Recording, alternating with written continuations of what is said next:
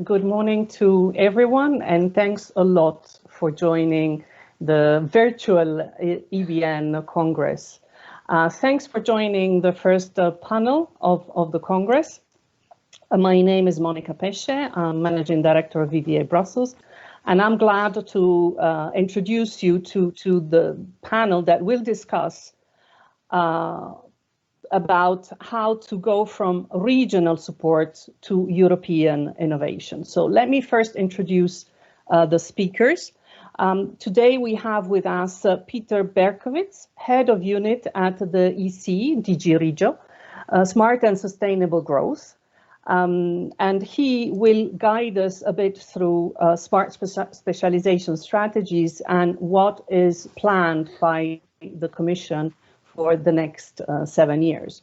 Then we have, and most of you will already know him, David Huller, who's of course chairman of EBN, but he's also Chief Strategic Officer at JIC. And he will help us understand the role of EU BICs and the role of EBN as innovation intermediaries in supporting regional development. And last but not least, we have with us Jenny Melia, from Enterprise Ireland. She's a divisional manager focusing on high potential startups. And she will help us link the EU policies to regional aspects, as she has been supporting successfully Ireland and specific region in Ireland to help high potential startups grow and boost in the economy. So as you can see in this panel, we have three very complementary and very interesting different points of view that will help us understand how in the upcoming 7 years, the EU policies will help the regions develop and connect to each other in order to help startups and more in general the economy to go international and to innovate and to help Europe grow and innovate more than it has done in the past. So let's move to the first speaker and start the discussion. The session will last approximately 1 hour. We will have some questions and some debate, and then we will move to a session that is meet the speakers when you all will have the chance of asking questions to our panelists. So let me start with Peter Berkowitz. So I think all our participants are very curious to learn what are the latest developments specifically regarding the smart specialization strategies, and in particular to know a bit more about this component 5 that you're working on. Right. Well, good morning, everybody. It's a pleasure to be with you here today. I just want to give you a brief introduction to it, and very happy to answer questions and discuss with the other presenters afterwards.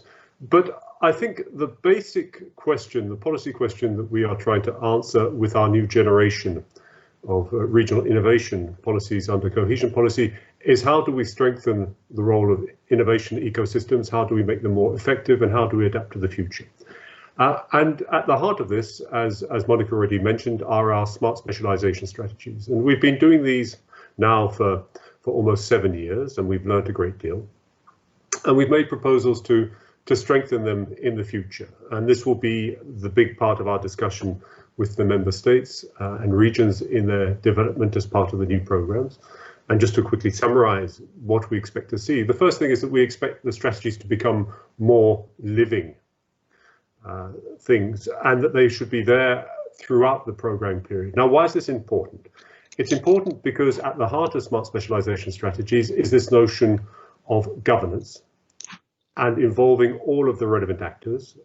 In BICs, you know all about this, but research, private sector, public sector, civil society more generally.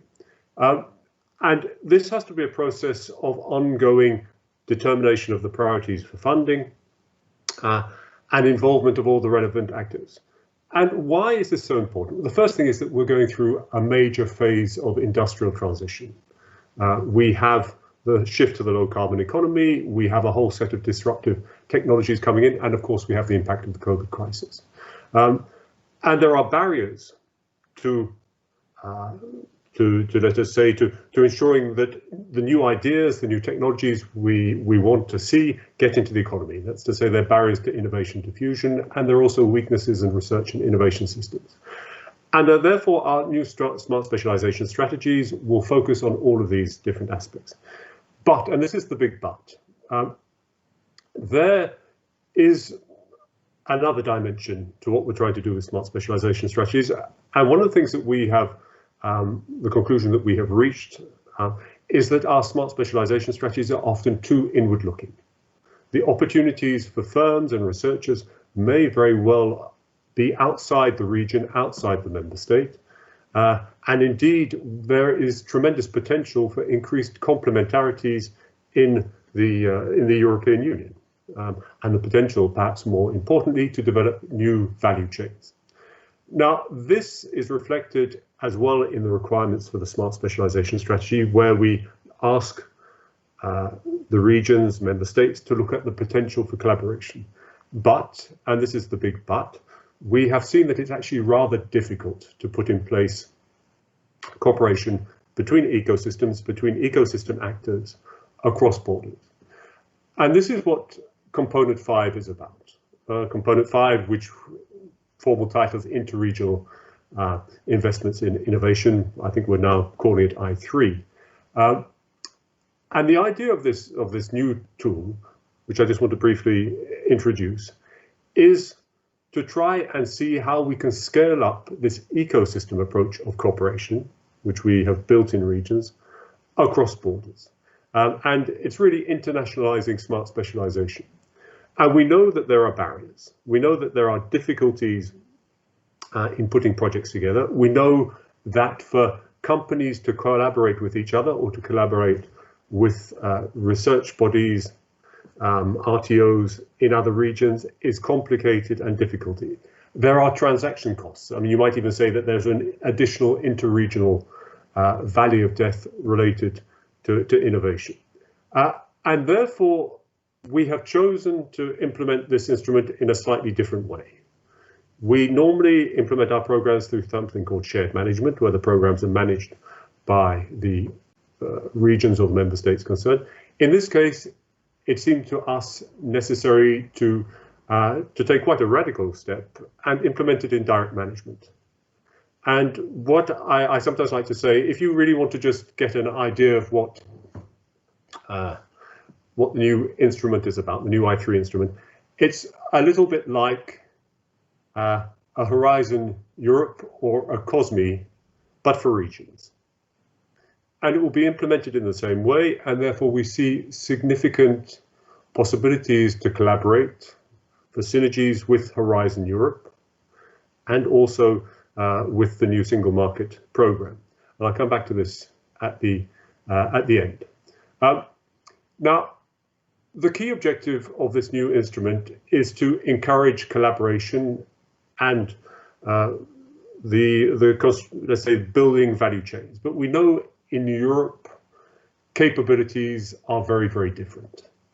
And we are a cohesion policy. We're not purely a competitiveness policy. We're not just an industrial policy instrument. So therefore, we will have two strands. We know that there are already a number of initiatives which have been undertaken in Europe and with which we have worked very closely. And this is in particular the Vanguard initiative, where there are, I would say, some very, very mature partnerships who are very much, I would say, almost investment ready. And therefore, we need an instrument to address their needs. And that will be part of it. And then we will have what we call our first strand of it, which will 50% of the money will go to more mature partnerships. But as I said before, we are a cohesion policy, and therefore we are also interested in building the potential of less developed regions to participate in this initiative and to build their capacity to participate more generally in value chains. And therefore, we will have a second strand, and the second strand will focus on two things: capacity building, but even more importantly than capacity building, what we like to call learning by doing. So this is essentially trying to facilitate simplified forms of project collaboration, which can serve as a kind of a launch platform for participation in the more advanced types of collaboration in the first strand. Now, the budget we have is not a big budget. It's a budget of 500 million euros. Now, I mean, this may sound like a lot of money, but in the context of cohesion policy or Horizon, it is a very small amount of money. And therefore, we see this as a kind of pilot initiative, where we really want to find out how we can support regions and the actors in them to achieve this new type of cooperation. And we will do this, as I said before, through an agency. We will be part, as the Commission has proposed, of the new innovation agency. And we're currently in discussions about this. The Commission will make its final proposals on how this will be managed in the next few weeks. And we will have something which looks a bit like a work programme from Horizon. We've just done a consultation on the priorities for this, but here we want the governance to be different. We want the governance to be something which takes into account the interests of a broader range of actors than just member states. So we will have a work programme that we will develop together with a broader set of stakeholders. And our hope is to be able to consult stakeholders perhaps the first quarter of next year on the work programme and be in a position to launch the first calls probably towards the summer of next year. So that's a very brief introduction to a new instrument. It's an experiment, and we're very excited about it because it responds to what we're hearing from a lot of partners on the ground, whether it is in more developed member states where they are thinking about how they can scale up collaboration between ecosystems in areas, or also in less developed member states where the transformation of value chains creates a number of threats, but also creates a number of opportunities for the future if we can build on that. So thank you very much. Thanks a lot for the very clear explanation and for clarifying what is the goal that you want to achieve with this very new and let's say very different from the other DG Regio instruments program that you're working on. Now I move on to David Ulir. And here I think, now that we have heard what is the policy program, I think it would be very interesting to understand what you see as the role of these entrepreneurship support centers like our EU BICs, EBN's EU BICs, with a regional focus and how we can see the impact of EU BICs in contributing to the growth of the regions and to the growth of the EU. And what do you think is the role that EU BICs can play in this new and in transition industrial system and ecosystem? Thank you. I'm really excited about the initiative that Peter described, and I really think that the EU BICs have quite a lot to offer in that respect. Talking from the experience of JIC, we are not only an incubator for startups. I mean, all EU BICs have that role and function, but increasingly over time, it seems to me that more and more BICs are becoming more kind of ecosystem builders in the sense that they are bringing together the stakeholders in their respective environments that are usually geographically bounded. and work not only with startups or would-be entrepreneurs, but increasingly also with larger companies, open innovation initiatives such as matching big corporates with smaller companies. In our specific case, we also have the task of managing the regional innovation strategy / smart specialization strategy. Not all EU BICs have that role, but I think most BICs have over the past decade or so become more involved in innovation policy implementation.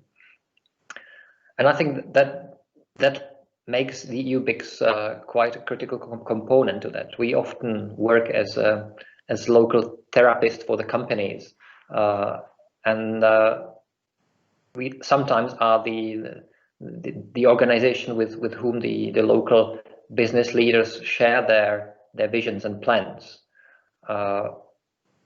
which is the exciting part of the job, and which I really like. That we can be the partners for sometimes rather sizable companies, mid caps, not only SMEs, when they are discussing what their future strategic directions are.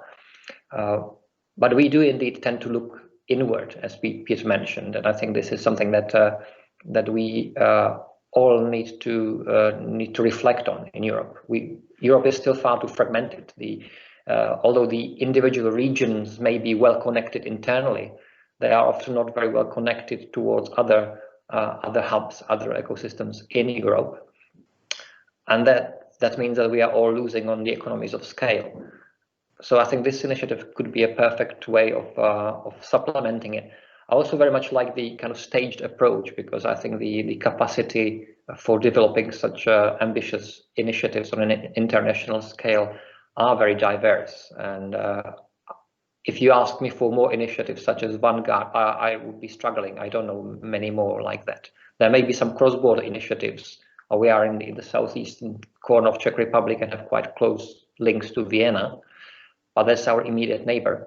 If we are talking about partners further afield, we do have contacts, but these are rather unsystematic and certainly far from being able to develop a kind of coordinated, structured action with another region in the Netherlands or Poland.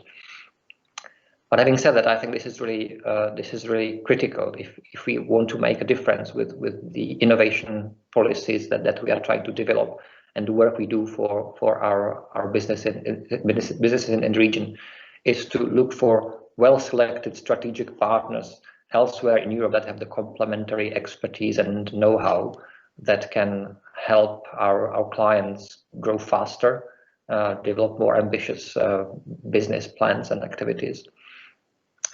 So yeah, from my perspective, I really think that this is something that EU BICs should be taking seriously, and I think many do.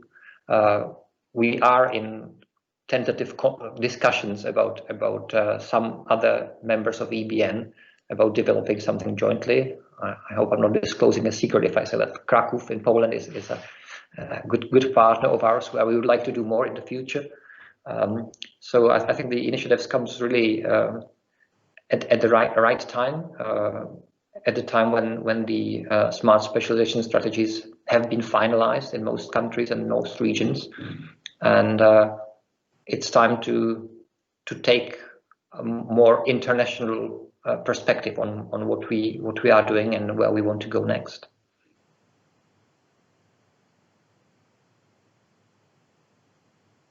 Thanks a lot, David, for clarifying the role of the EU BICs and also somehow the challenges that you're facing in looking outwards rather than inwards, which at the end of the day means making Europe a reality and moving beyond the concept of member states. So now moving on to Jennifer Melia. I think it would be interesting for us to understand how in the national context you best support your regions and you make sure that they collaborate between them to create this continuous and successful pipeline of high potential startups. And because for sure, your case is a best practice that is worth sharing, and help others understand how they can improve the way of making it happen. Okay, happy to do that, Monica, and good morning, everyone.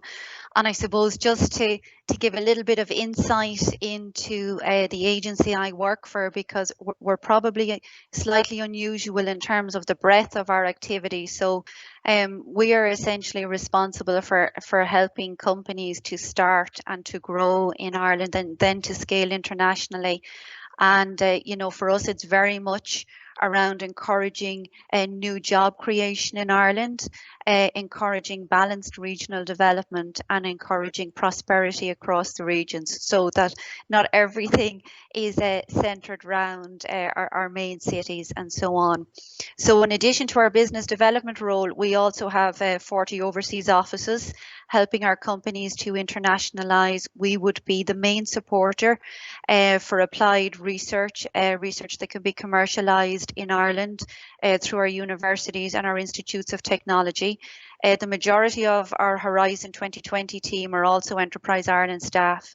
And in addition, we're Europe's largest seed investor by volume in early stage startups. So those high potential startups that you mentioned, Monica, you know, we define those startups as being export led from the get-go, fundraising to accelerate their growth, and with the potential to achieve $1 million in sales or 10 jobs within 3 years of our investment. And so really the way we have structured ourselves to support startups to develop in the various regions across Ireland is we have our team based in the region. So, you know, we are a big believer in having what we call boots on the ground and building, you know, a strong engagement with local stakeholders. And those stakeholders for us, they are our third level institutions, they are our public bodies, they're our SME client base. And as you know as well, Ireland, you know, we have a strong foreign direct investment agenda. So they're also the multinationals that have chosen Ireland to set down roots, and very often research and innovation routes.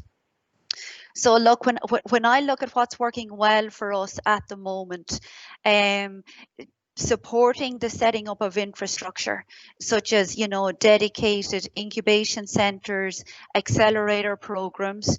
Our technology gateway program supports companies to innovate and collaborate with our researchers and together. And going back to the point in terms of how we can do more with this new program, I think it's fundamental that we make it easy for companies to participate, easy for companies through the BICs, you know, to find appropriate and strategic research partners, and that we manage the overheads for the companies, and particularly SMEs, because, you know, one of the things you will see with SMEs is that they have small and tight management teams. You know, they don't have a lot of spare resources like some of the larger companies. So essentially, you know, that's something that we would see is working well in Ireland at the moment. We have our 4 BICs, as you know, and they work very closely with my team in terms of helping us build out new projects in the regions. We have quarterly and annual targets in place with the 4 BICs. We operate funding competitions right across the regions, and we would have a communication strategy that runs across the regions to encourage promoters and founding teams to spin out and to test new opportunities, and to encourage researchers to spin out new companies. And then we operate accelerator programs, some on a sectoral basis, for example, medtech and aviation. Others would be more generalist. And we also support the business angel network across the country, because in Ireland, about 80% of our high potential startups are initially supported through a combination of business angels, friends, families and founders. And then on the VC side of the house, we have our most recent investment in our seed and VC funds is to the tune of about 175 million, and we have topped that up as well on account of COVID. We strongly believe that capability development is needed to support the companies across their earliest development stages alongside funding. and we operate capability development programs, some with the BICs in the regions. And I think one of the interesting things that we have learned with COVID is that we have had to bring some of our programs online, and they are working particularly well in across the regions by being virtual. So again, it's one of the positive learnings from COVID, and I think something that we will investigate more. And I think in general, I think people are a lot more comfortable now with using technology and the various tools to collaborate. And I think again, it's something we can build in through the investment in digitization across the regions. We put a lot of emphasis on peer-to-peer learning and bringing the learnings from our more established client base through our new codes. And again, how can this be expanded on through this new program? How do we bring sectoral learnings where we have, you know, European leaders, key European players, European unicorns in the tech startups, and how do we bring those learnings back to the companies who are only starting? And of course, then I'm constantly aware, you know, that as well as our own team in Enterprise Ireland, we have a team of local enterprise offices working with the micro enterprise structure. So as these companies accelerate and as they need more internationalization supports, they transfer to our agency for that support, where we provide dedicated business development training and capability development. And I suppose, what have we seen so far? So in the last 2 years, roughly 40% of our high potential startups have now been generated outside the Dublin region. And this is something we're working to increase even further. And I think what we have found as well, you know, where we're trying to increase diversity and increase representation across the underrepresented groups, this is something you need to call out. You can't expect that it will happen organically or by osmosis. And again, I think this is something we can be using the new program to do. How do we encourage more entrepreneurial development across our female founders, across our new European citizens that have joined us from outside Europe, and how do we encourage them to step into the world of entrepreneurship? Thank you. Thanks a lot. Thanks a lot, Jennifer. I think it was really interesting, and you indeed do a lot of things to support your startups. So moving into some sort of debate before the questions from the audience. I think it would be interesting after having had all the panelists address the topic of this regional collaboration. I think it would be interesting to understand what Peter thinks about how EU BICs and startups can support the factual deployment of this new instrument, but also of other instruments, and how they can benefit from the new programs that you're working on. And I think it would be also interesting to understand from David and Jennifer, how do you think you as BICs and regional development agents could leverage on this program, and what you think would be the biggest benefit for your regions and for your clients? Let's call them clients. Peter, if I can give the stage to you. Thank you. A very good question. I think, you know, the simple answer to that is to reflect on the role that you may already have within European funds, within smart specialization partnerships. Smart specialization partnerships are, for us, something which is made up of a range of different actors working together to identify problems and solve them. And I think Jennifer's description of it of what they're doing in Ireland is very much the kind of collaboration that we see across Europe in smart specialization strategies. The question then is to see whether there are opportunities for this type of collaboration at a European level. I think it's as simple as that. And what we actually think about is simply connecting smart specialization partnerships working in particular thematic areas to build the kind of economies of scale and complementarities that David was talking about. And there is a bigger dimension to this, and there is an industrial competitiveness dimension to it. We will try and link what we're doing in terms of identifying priorities, because we will organize calls to major European issues, areas which have the biggest European value added.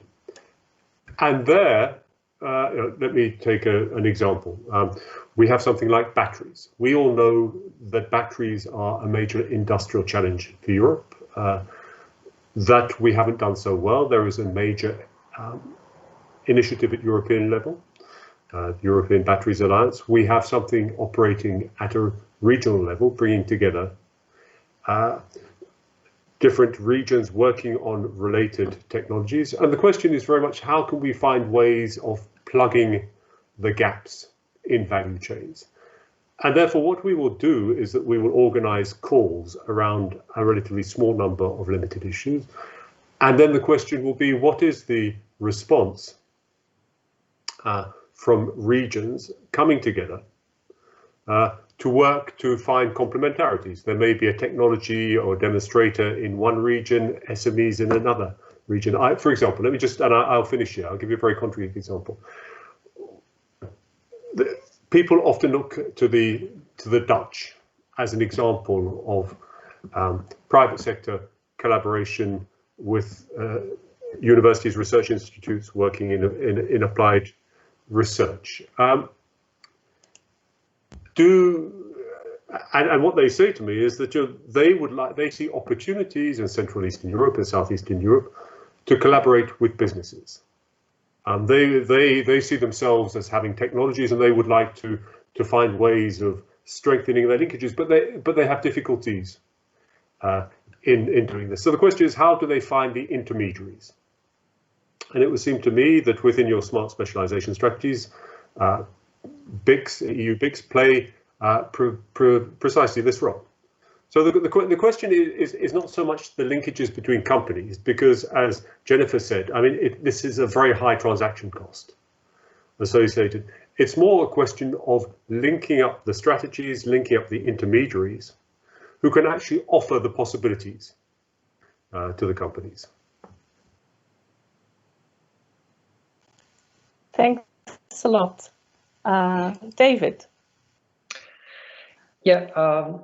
I wanted to kind of follow up on what Peter mentioned about the individual companies. You know, I agree that it's about more strategic collaboration. Yet, to make it worthwhile, I think we always need to have individual companies interested in such initiatives, and that's where I see probably the biggest challenge for us, that is for the regional actors, to identify the leading businesses, the people who actually have the vision and the potential to make a disruption, to create a new value chain. Once we have done that job, what I see as the next challenge is how effectively link up with others who are trying to address a similar issue. And for that, I would see the role of the central management as critical. And I'm really pleased that Peter described that it would be a centrally managed program, which I think is very important. We need somebody who has the oversight across the whole terrain of Europe. It's extremely difficult from any location in Europe to get that insight. And even then, if you do it centrally, you have to do it by trial and error, but you are still much better positioned, because it's much easier to collect the information from all regions in one place. So to give an example, we've been talking to one of our partners. It's not a client of ours, it's not an SME, it's a rather big company, about developing urban air mobility, on-demand transport, basically electrical. So it would be addressing also the environmental challenges that we face, reduce emissions, tackling urban congestion and developing completely new value chain, which up to now is only kind of being born. We can see several companies that lead the way. Interestingly enough, most of them are based in Europe, so Europe seems to have a global competitive advantage there.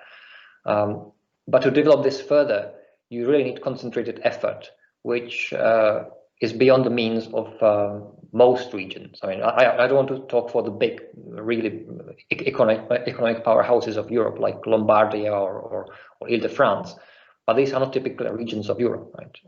More typical regions of Europe are regions with 2-3 million inhabitants, maybe less. And to develop a new value chain for such an ambitious project, you do need to partner and team up with others who have complementary know-how, who can develop part of the technology. You need to mobilize regulators. You probably need to develop some specialized infrastructures for testing. You definitely need specialized infrastructures for lending. All these things require a lot of preparation and a lot of kind of invisible soft activity before you can actually start investing in tangible capital. So would that be the kind of initiatives that you have in mind, Peter, when you were developing the interregional component? That would be my question, because that's where I think that EU BICs can play the initial role of spotting the potential leaders, coming up with kind of half-made proposals, but then needing the interaction and probably iterative process of developing it further to actually set up the consortium or the other partners who can jointly make a difference on a European scale. Jennifer, if you don't mind, I will maybe let Peter answer to the question David asked, and then come to you. Yeah, I think to answer David's question, really two answers, and it depends a bit on the maturity of the actors involved. And what we will do, I mean, as I said at the start, we have a very limited amount of resource. Because what we want to do is that we want to be able to provide sufficient resources for it to be a real help and for it to have impact. And in particular, these things require a lot of work. And the transaction costs for the companies are quite high. So we would like to really concentrate on providing sufficient resources for a limited number of companies. So we will identify 6 to 8 areas for the calls, and then we will make calls on these. And this is the point of the work program, because we want to identify which areas we concentrate on. And then it will be a bottom-up exercise. And it will be a bottom-up exercise where different regions will have to come together and within them identify potential portfolio areas of collaboration. And this is something we're talking about investments. I mean, this is at the heart of the process. We're not talking about more partnerships. I mean, the partnerships are good, but we really want to get to some concrete investments. And this requires, really quite a tight focus on certain technologies and also certain potential companies who could deal with it. And the only way you can do that is if you have intermediaries who have a good knowledge, both of the potential technologies, but also of the potential companies who could be interested. So I think that's the first answer to your question. The second thing is that we recognize that not everybody is ready in this process. And one of the things that has really struck us comparing the most mature regions, some of those who are active in Vanguard, with less developed regions, is that simply there are not the people who know how to do this. And that may just be a question of history, that may be a question of experience, but it's also a question of where the focus of European funding has gone. And you need people who are familiar with dealing with an international environment. And I just come back to Jennifer's example. I mean, Jennifer, the number of your staff who are actually abroad or focusing on international activities, I mean, that is a tremendous capacity. So, I'm sorry, I've got. But just to say that we have to, in less developed places, we have to strengthen that capacity, and that will be part of the capacity building actions we do. And as I said before, part of that will be classic capacity building. But part of that as well is this learning by doing, because we think that the best way to actually know how to run a collaborative investment project is actually to do a collaborative investment project. So we will have probably a simplified approach for the second strand to build up these types of bilateral or trilateral experience of actually having done projects, have companies that we can point to as successes, and also, I mean, to provide the opportunity for scale-ups at a later stage. Thanks a lot. It was very clear and very interesting indeed. Jennifer, now that you've also heard a bit more about this new instrument. So Monica, I guess I really like the idea of a phased approach. Because like I say, that's where you can step out, the intensity for companies to get involved, and like I said, that the size of the overhead for them to get involved. So the easier it is for them up front, the better. I guess I would have my own thoughts around working with established leaders versus what is out there that we can incentivize to grow as a new technology, or where do we have companies in sectors where they have been working in that sector, but now, for example, you mentioned battery technology, Peter, where they can now turn their research strengths and particularly their research talent to work in batteries, but you might not find them in any European directory as a battery expert. And I think that's something we have really seen with COVID. We have seen how we have companies who have been working in particular sectors for the last 10 or 20 years. And when it came to finding a solution to help Europe, they actually turned their research teams and their talents in a different direction. So I think two areas I think that would be of real interest to try and drive this, because there needs to be a big European goal there. I think one is certainly battery technology.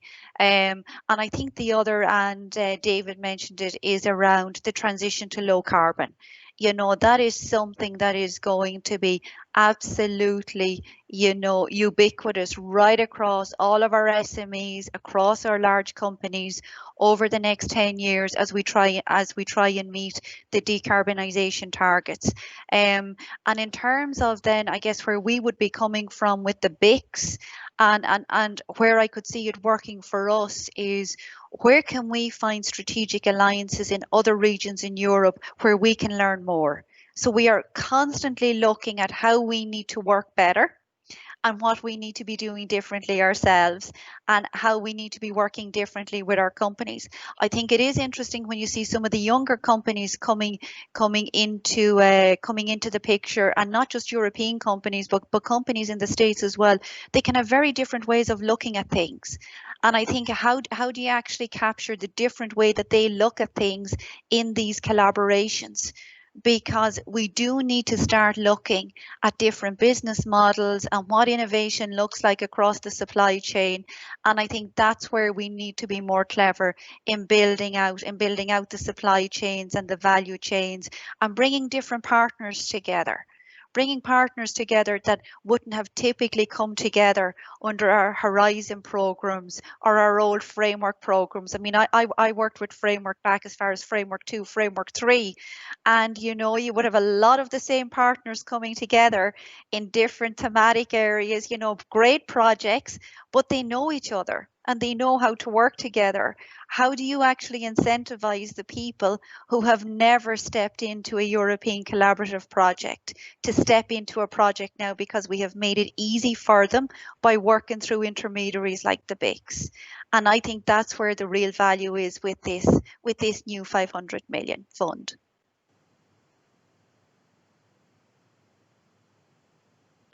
Thanks a lot, Jennifer. It was also very clear. I don't know, Peter, if you want to reply.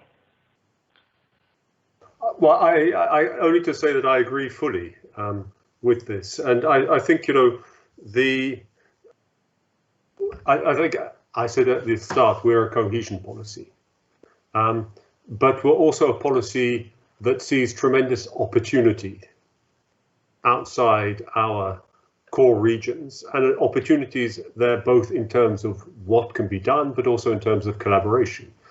And you know, I think that's very much what we would like to see and to promote. And I think this issue of disruption is extremely important. And I mean, let me just take a very, very concrete example. Some work we're doing with the OECD at the moment in terms of value chains related to FDI. And you know, the world of FDI has been transformed by COVID, but it's also being transformed by other things like automation, electrification, and the value chains that was. The question is, how do we turn that evolution into something, for example, in Central and Eastern Europe in the car sector, into something which is an opportunity rather than a simple reshoring of activity to more central regions. And I think that's an ongoing reflection we have to have, and that this issue of collaboration offers us opportunities there to find new technologies, the unexpected. I mean, that's what's been very interested in our regional batteries partnership, is that in fact it has brought in a whole lot of actors in technologies which are proximate, but you hadn't necessarily thought as being, you know, battery related. And that's the kind of thing that we will need in Europe in the future.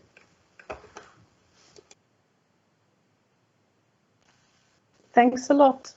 I'm not sure whether David would like to ask a question to Peter, looks like. Well, yeah, well, it's more a clarification point, but do I understand it correctly that you are thinking about the topics for the work program in terms of challenges, such as the way they are formulated in Horizon, or would that be another type of approach, how you want to scope the calls? Well, I think that, you know, there are lots of ideas. Whenever the Commission is never short of ideas for this. I think our starting point has been very much the discussion that there's been in the Competitiveness Council on strategic value chains, because we see that this has a very strong, let's say, industrial focus, but it's also got a need focus. I think that has then been also tempered by the Green New Deal, the transition to a carbon neutral Europe by 2050, the changes that will bring about. Of course, the missions are part of this, but you know, I think that the missions are probably a little bit too broad for us, because precisely, I mean, the missions are designed to really not go into the details, but our thinking will certainly be informed by them. But I think, you know, my feeling is that, and I think this is confirmed by the consultation exercise which we have just done, that a more of a kind of strategic value chain approach will be the kind of the guiding compass to this, and particularly to identify those areas where Europe needs to do work, but where there are also there is also considerable potential for collaboration. So, because, you know, with 500 million, what can you do? I mean, you can, you know, you do a little bit. I mean, when you see how much a battery factory costs, you know, I mean, it's you know, it's in industrial policy terms, it's peanuts. So what we can do is that we can try and find critical areas of potential collaboration. And that will be one of the things which allow us to identify the more promising projects compared to the less promising projects. The extent to which they can actually offer something concrete to help develop a value chain. Thanks a lot. We are getting even a question from the audience. So people are not. The topic is so interesting that they're not willing to wait for the session on that is going to follow on meeting the speakers. So I'll ask the question from Emanuela from CSIL for Peter. The question is, how will this new pilot initiative launched by Regio expected to complement the already existing InnoSub action, cluster facilitated projects for new industrial value chains? Is there a specific mechanism that you plan to leverage synergies between the two initiatives and avoid overlapping? The answer to that is absolutely yes. In fact, our colleagues in DG GROW who have been working with us have ensured a very close coordination on this. I mean, perhaps that's the other thing which I should emphasize, that this is not simply a DG Regio initiative, but it builds on the work which we have been doing in our thematic smart specialization platforms, one of which is co-chaired with DG GROW on industrial modernization, one which is co-chaired with DG Agri on the agri-food sector, and one which is chaired with DG ENA on energy. And we also are working closely together with DG Connect. And we have done pilot projects for this. I won't go into detail, but these were co-organized with DG GROW. We have had very close discussions with DG Research, and I think that one of the advantages of operating in direct management is that it makes it much easier to collaborate with other programs. And the calls will be coordinated in this respect. And when we actually come to the scaling up of this, I mean, there's InnoSub, but there's also the EIB. Now, just to come back to a point that was made, I think, by a number of speakers, is that we will start with a simple approach before we start getting more complicated. So I anticipate that our first round of calls will be relatively simple calls, because what we want to do is that we want to provide some concrete examples of where this can work, but also increase participation. And this is particularly under the second strand. If we make it too complex at the start, then this turns people off. But in later phases, certainly we may look for more ambitious calls, potentially joint calls with other EU instruments in order to increase the potential impact. But just to say, these are all things under discussion at the moment. Thanks a lot. If I can ask David and Jennifer, looking at your regional and as innovator agents in the region point of view, what is it that you would ask DG Regio in order to help you take advantage of this opportunity? What is it that you think you need? Is it more information or the possibility to meet other regions, or what is it? If there's any major need that you feel needs to be taken care of to make sure this program is as Jennifer was mentioning, is not used by the usual suspects. Let me call them the usual suspects. Will I come in there first, Monica?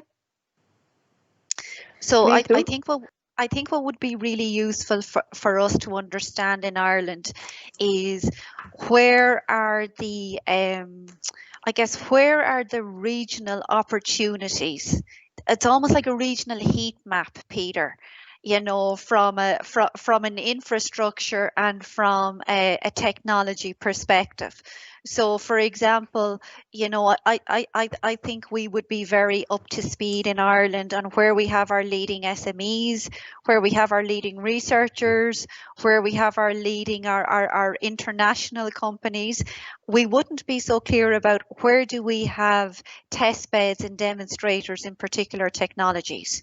You know, because one of the things I think that we would want to do is to help our companies access that infrastructure in the easiest way possible, to build their network, to build their international connections, and maybe an opportunity as well to find new talent. Thanks, Monica. David. Yeah, I probably would have a similar type of demand that Jenny mentioned. I mean, the heat map is a good way of describing it. But on the other hand, I wouldn't stop there, and I wouldn't expect a kind of massive database or exercise of mapping. I've seen lots of those things, and they usually tend to be outdated by the time they are completed. But what would definitely help is a kind of tailor-made matchmaking based on this knowledge. And by tailor-made, I mean not only finding the regions that are complementary in their expertise, but also finding the right people. Who are the movers and shakers in the region that you should talk to? It may not necessarily be the person who is formally in charge of regional policy at the regional government office, but it may be somebody in the local BIC or local cluster initiative, or maybe a local RTO. And this is a knowledge which is extremely precious and rather hard to obtain from being in the middle of a small-sized region in Central and Eastern Europe, for example. And that's where I would definitely appreciate an active role of the unit that would be managing the whole scheme. I understood it's going to be an agency, so there will be dedicated staff who can collect this strategic intelligence and share it. Thanks a lot, David. I don't know if you want to reply, Peter.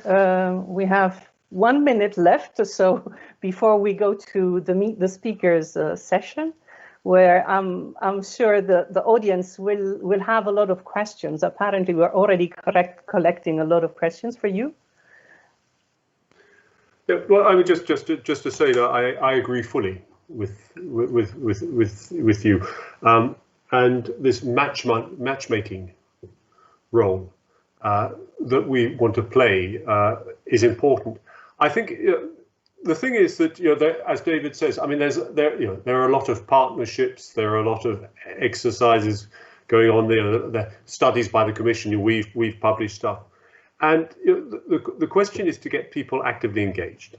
And I think the first thing is that the type of knowledge that Jennifer is talking about is actually quite difficult to get hold of, because, you know, I mean, you can do mapping of technology infrastructures, of demonstrators. We have 5 seconds. Yeah, but sorry, okay, but we will do it. But we will do it. Don't yeah. worry. I'll just finish up.